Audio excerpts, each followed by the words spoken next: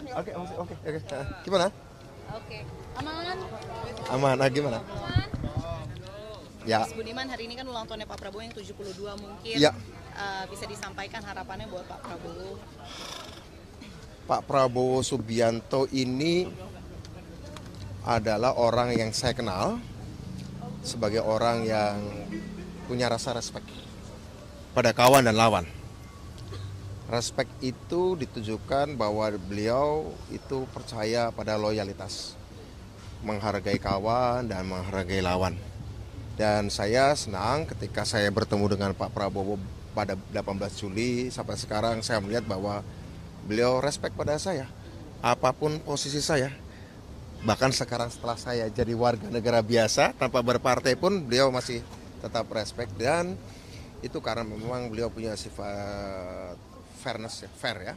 Dan saya berharap di ulang tahun ke-72 ini beliau tetap bisa mempertahankan itu, dan sebagai seorang yang sekarang mendukung beliau, saya berharap kualitas ini terus dipertahankan sampai mencapai kemenangan secara politik. Kan tuntutan MK Oh, oke. ya soal banyak yang menyebut bahwa tuntutan MK ini cukup Mas, membuka ruang untuk melanggengkan politik dinasti, kemudian memang dikhususkan hanya untuk 1 atau 2 orang, which is ini adalah putra sulungnya Pak Presiden, Gibran Raka Buming Raka begitu, untuk bisa maju jadi cawapres. Mas Budiman merasa bahwa memang aturan ini cukup janggal, Mas, karena melihat ada beberapa ada beberapa gugatan ditolak dengan dalil yang mirip begitu, tapi di putusan yang terakhir untuk khusus dengan Almas Sakti Biru ini diterima begitu dengan Kalau nggak salah yang ditolak itu adalah soal usia ya.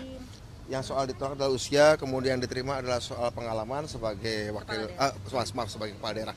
Meskipun katanya sih masih ada perdebatan, berpengalaman itu artinya sudah selesai, tuntas atau masih berjalan. Saya pikir dan atau sedang, Mas. Jadi dan atau sedang benar. Jadi sedang Saya boleh. tidak punya kapasitas untuk melakukan penilaian secara hukum, tapi menurut saya ini tentu saja akan menjadi pertimbangan bagi siapapun, dan saya berharap ini juga memberikan ruang bagi anak-anak muda yang lain.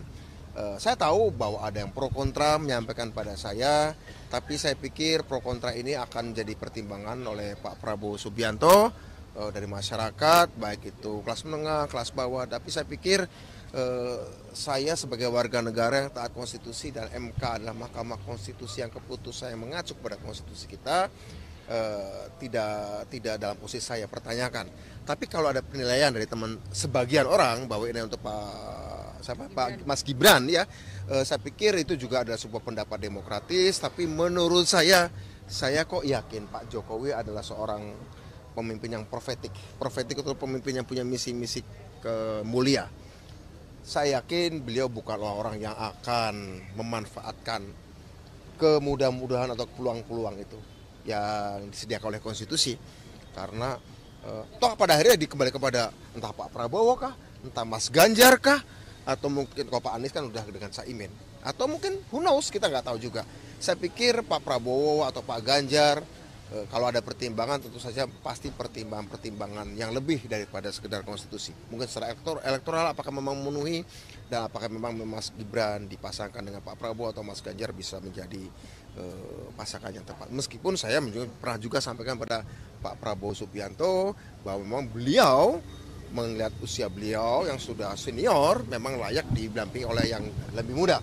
Apakah jauh lebih muda atau setengah lebih muda, saya pikir posisi itu boleh saya katakan prerogatifnya Pak Prabowo.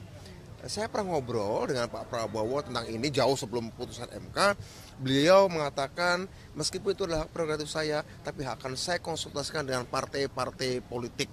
Kemudian ketika saya bertanya bagaimana tentang Pak Jokowi ya bagi beliau kan mentor ya. Namanya mentor itu memberi masukan tapi bukan menentukan. Yang menentukan adalah Pak Prabowo Subianto sendiri atau mungkin Mas Ganjar. Tapi kalau ini konteksnya Pak Prabowo, saya pikir kita tahu bahwa Pak Mas Gibran ya, kita jangan lupa Mas Gibran masih PDI Perjuangan ya. Saya kan sudah enggak ya. Saya sudah enggak. Jadi by regulation, per regulasi, dilihat dari regulasi, tentu Pak Mas Gibran dalam hal ini ya berarti Pak Prabowo kan harus, kalau memang Pak Prabowo mau ngambil Pak Gibran, bukan tanya pada bapaknya, tanya pada ketua umum partainya Ibu Megawati Soekarno Putri. Saya pikir itu ya. Jadi menurut saya jangan lihatnya hubungan Pak Jokowi sama pengaruh Pak Prabowo minta konsultasi Pak Jokowi. Saya kira justru yang paling dekat adalah Pak Prabowo bertanya pada ketua umumnya partainya Mas Gibran, yaitu PDI Perjuangan, yaitu Ibu Megawati Soekarno Putri. Ini yang menurut saya Pak Jokowi tidak dalam posisi layak untuk ditanya. Yang ditanya adalah Ibu Ketua Umumnya PDI Perjuangan atau Pak Sekjen atau apapun lah dari PDI Perjuangan. Bagaimana soal narasi dinasti politik menurut